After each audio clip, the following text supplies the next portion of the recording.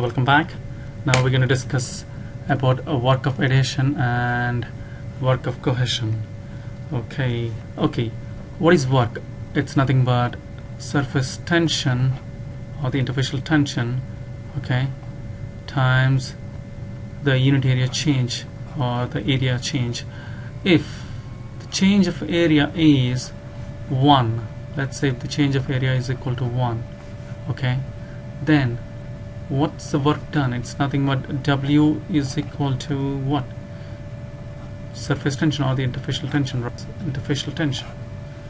Okay, now let's talk about the work of cohesion in this sense, like assuming the change of area is 1.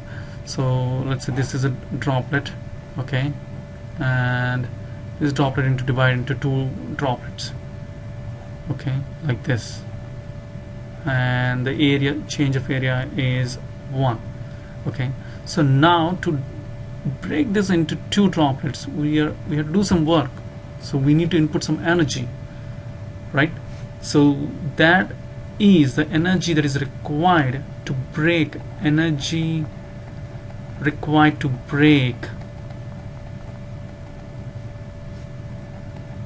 this droplet. But here what we're doing, we're breaking the cohesive forces, because this is one droplet. Let's say this is water droplet, or let's say this is oil droplet, okay, oil or water, anything, okay. So between the same molecules, what exists? There exist a cohesive forces.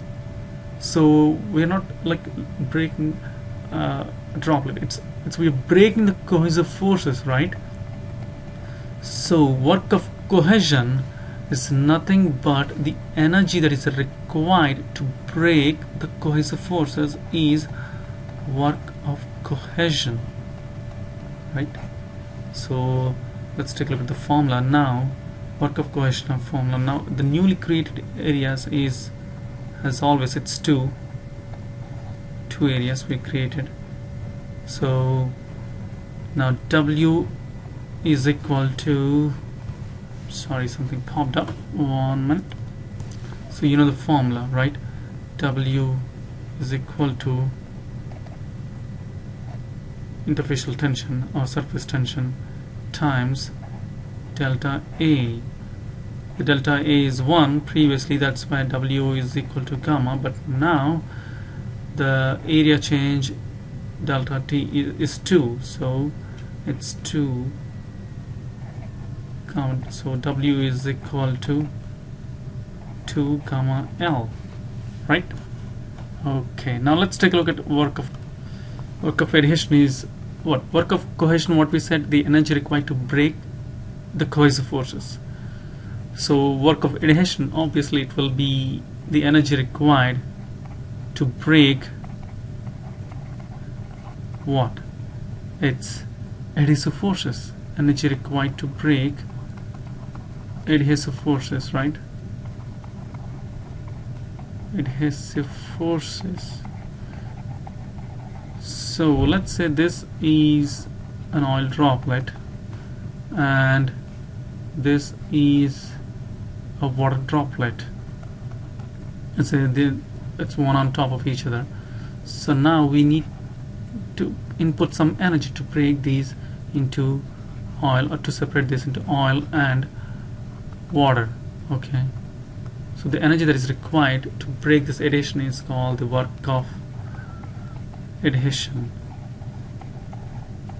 Okay, for example, if I need to input a lot of energy to break this, if I had to input a lot of energy to break this, okay, then we can say that, you know, the adhesive forces are really high and it's difficult to break, and you know, it spreads easily, okay.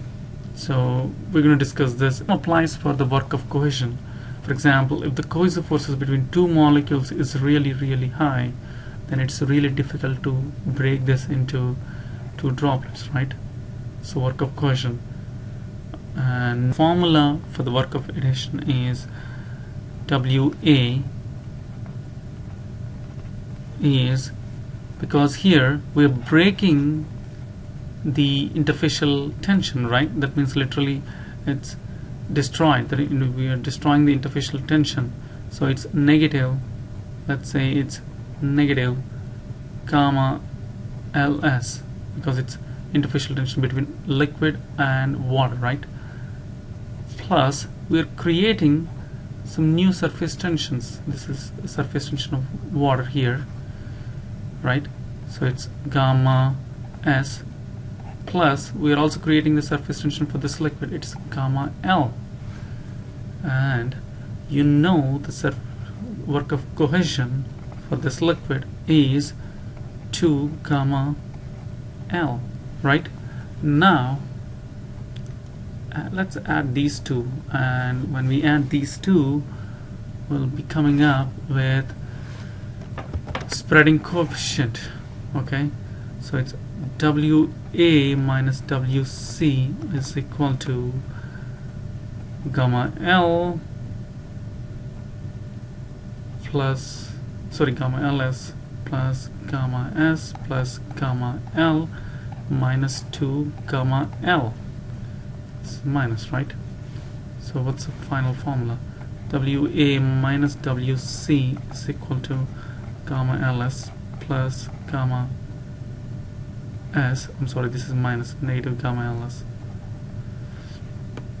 plus gamma S.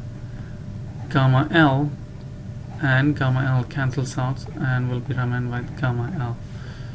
Okay, this is the final formula. So W minus WC is nothing but spreading coefficient, guys. Spreading coefficient. It's gamma L plus, sorry, gamma S plus gamma L plus minus gamma LS. Okay, this is the final formula.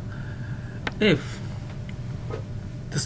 the spreading coefficient is positive, then liquid will spread on top of, for example, this is water, okay, and this is some liquid. The liquids will spread on this water only if gamma, the total spreading coefficient S is positive. Okay, if it is negative, okay, if it is negative, the liquid will not spread, it will just remain as lumps. If it is negative, the liquid will not spread, it will remain as lumps. Why? Because the work of cohesion is high. If I say spreading coefficient S is negative, what does it mean? That means work of cohesion is really high. That means they try to be with their own kind. That means they do not wish to make any bonds, or they do not wish to make any adhesion or form bonds with these molecules.